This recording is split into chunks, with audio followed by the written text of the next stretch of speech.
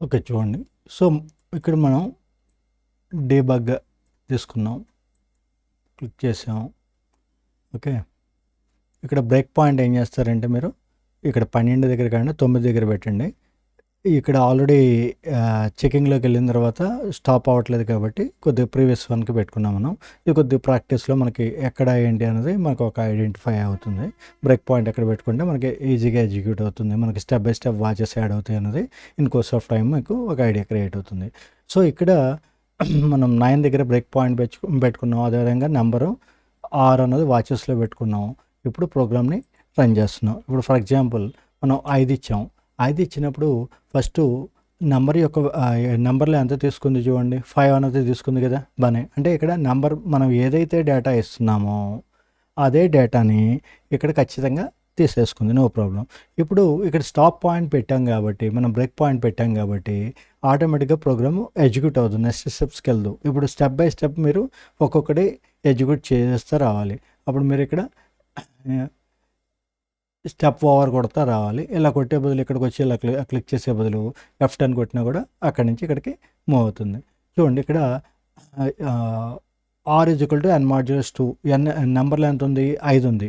5ని 2తో డివైడ్ చేసినప్పుడు రిమైండర్ ఎంత వస్తుంది? 1 కదా! ఓకే, వచ్చేసింది. No problem. కానీ మళ్ళీ F10 కొట్టండి. F10 కొట్టినప్పుడు ఏమైంది? R యొక్క వాల్యూ 0కి మారిపోయింది. ఓకే.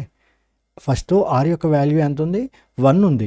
కానీ ఎప్పుడైతే మనం మళ్ళీ ఇక్కడ ఇఫ్ కండిషన్ పాస్ చేసి ఇఫ్ కండిషన్ని చెక్ చేసిన తర్వాత నెక్స్ట్ స్టేట్మెంట్లోకి వెళ్ళిందో ఆటోమేటిక్గా ఇది R యొక్క వాల్యూ అప్పటిదాకా 1 ఉన్న వాల్యూ వల్ల కూడా ఏమైంది? 0 కింద మారింది. ఇక్కడ ప్రాబ్లం. సో, ఎందుకని మనకి ఈ విధంగా జరుగుతుంది? ఈ ప్రాబ్లం అర్థమైంది కదా ఎలా అన్నది. సో, ఇక్కడ ఏంటంటే R = అంటే దాని అర్థం ఏంటి? చెకింగ్ కాదు కదా, అసైన్మెంట్. R యొక్క వాల్యూని నువ్వు 0 కింద మార్చేస్తున్నావు. సో, ఇక్కడ ఎప్పుడైనా కూడా మీరు ఏం చేయాలంటే == పెట్టాలి. ఎప్పుడైనా కూడా సి లాంగ్వేజ్లో మనం చెక్ చేయాలి అంటే లాజికల్ ఆపరేటర్ ఎప్పుడు కూడా చెకింగ్లో వచ్చేప్పటికి == పెట్టాలి, సింగిల్ ఈక్వల్ టు కాదు. ఇప్పుడు ఆల్గరిథంలో చూసుకున్నట్లయితే కనుక ఆల్గరిథమ్ ఫ్లో చార్ట్ ప్రకారం చూసుకున్నట్లయితే కనుక అంతా ప్రోగ్రామ్ బాగానే ఉంది. కానీ అదే ప్రోగ్రామ్ తీసుకొచ్చి ఇందులో రాస్తే ఏమైంది? ఇక్కడ ఆల్గరిథమ్ ఫ్లో చార్ట్ వరకు ఓకే, ఈజ్ R = 0 అన్నదే అడుగుతాం. ఇక్కడ == అన్నది ఇక్కడ ఇవ్వం ఆల్గరిథంలో కానీ సూడో కోడ్లో కానీ అలా. కానీ వేరే సి ప్రోగ్రామ్కి వచ్చేప్పటికి = అంటే it's a assignment value, assign చేస్తున్నట్టు అర్థం. అలా కాకుండా లాజికల్ మనం చెక్ చేస్తున్నాం అన్నప్పుడు == పెట్టాలి. అది ఉందా లేదా అని అడగడానికి. == పెట్టకుండా మీరు సింగిల్ ఈక్వల్ టు పెడితే అసైన్మెంట్ అయిపోతుంది. సో, ఇక్కడ ఎప్పుడైతే ముందు R = 1 ఉంది, 5/2 ఇచ్చినప్పుడు రిమైండర్ 1 ఉంది. కానీ ఎప్పుడైతే మీరు ఇఫ్ అని అడిగినప్పుడు ఇక్కడ కండిషన్ అది అడిగే బదులు అసైన్ చేసేస్తారు మీరు. కాబట్టి R యొక్క వాల్యూ ఏమైంది? 0కి మారిపోతూ ఉంది. దట్స్ వై అక్కడ ప్రాబ్లం క్రియేట్ అయింది. సో, ఇప్పుడు మనకు అర్థమైంది కాబట్టి ఇప్పుడు మనం ఏం చేద్దామంటే మళ్ళీ ఒకసారి అరేంజ్ చేద్దాం. ఇక్కడ ఇది చేసేటప్పుడు ఇక్కడ మీకు ఈ స్టాప్ బటన్ ఇక్కడ క్లిక్ చేసేయండి. ఓకే, ఇది క్లిక్ చేసి ఓకే, ఇప్పుడు ప్రోగ్రామ్ మళ్ళీ రన్ చేయండి. Run code. ఇప్పుడు చూడండి నెంబర్ 5 ఆడ్ నెంబర్ బాగానే ఉంది. మనకు ఆడ్ దగ్గర ఇందాక కూడా ప్రాబ్లం రాలేదు కదా, ఈవెన్ నెంబర్ కరెక్ట్గా ఇవ్వలేదు. So, 4 is an even number. సరే, ఓకే, డిస్ప్లే అయింది కదా.